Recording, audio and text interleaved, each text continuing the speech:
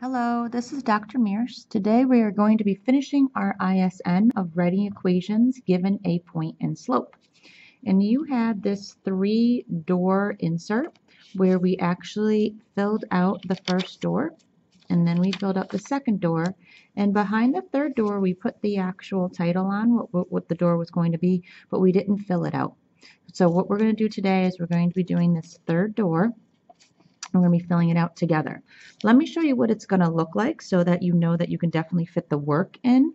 However, the work is kind of small, so I'm going to redo it on another piece of paper. So when you open your door, what you would have gotten in class is going to be a tiny piece of paper with the actual steps written out. We weren't sure if this would fit just regular handwriting, so we decided to type them out. So why don't you get this insert and glue it onto the door, because these are the steps we need. Then we're going to be doing this example next to it. So what that's going to look like is you're going to have this example right here. Example, here's the points, and we're going to go through and get the answer.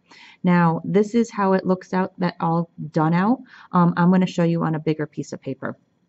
So when you're ready, after you glued this in, this next page right here, I'm going to go to that bigger paper, and this is what I want you to write in for that next page. Here's our example that I want you to do next to those steps.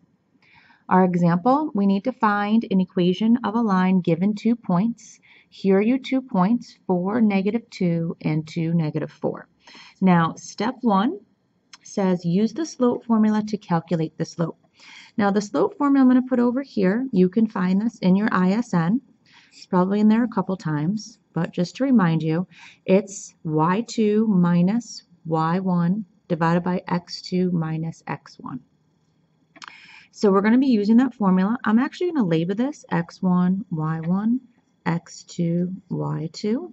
This is the first point. That's why it has the little sub letters. And this is the second point, sub numbers, I mean. And this is the second point, and so that's why it has sub numbers of 2.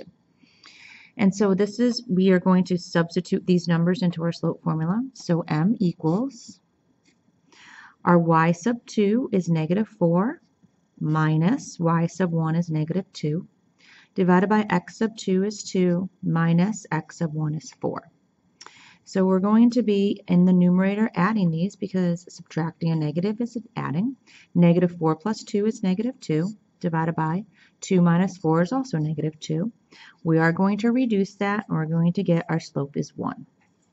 If you can reduce to get a nice whole number, then please do so. Negative divided by negative is a positive. 2 divided by 2 is 1. So here's our step 1 was to get the slope. So that was step number 1. Step number 2 says pick one point to use. Now you can pick either point, the first one or the second one. It doesn't matter. So if you always like to pick the first one, pick the first one. If you always like to pick the second one, pick the second one. I'm just going to choose the second one. And I'm going to write down 2, -4. And I'm going to write down our slope of 1. Now this should look familiar because we've been doing writing an equation given a point and slope. So these really just go back to the steps above. However, we did rewrite them for you so they were on one little nice insert page. So step number 3 says substitute the x, the y, and our m into y equals mx plus b. So our y is -4, our m is 1, our x is 2, and plus b. So we don't have our y-intercept yet, so that's what we need to find. So we have to solve for b, which is that third step. So the second step was to pick either point, didn't matter. And the third step is going to be solving for b. So let's do that. -4 equals 2. 1 times 2 is 2, plus b. This is a positive, so let's do -2 to both sides to bring it over to the other side of the equal sign. b is going to equal -4 minus 2 is -6.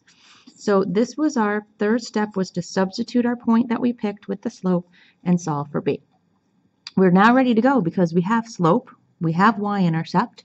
So the last thing that we just need to do in that step number 4 is to substitute m and b into y equals mx plus b. So we have y equals mx plus b. So y equals 1x minus 6. There's my phone. Everyone's going to hear that. You can also write it as y equals x minus 6. So one or the other, doesn't matter. I'm going to stop there. Hope this helps.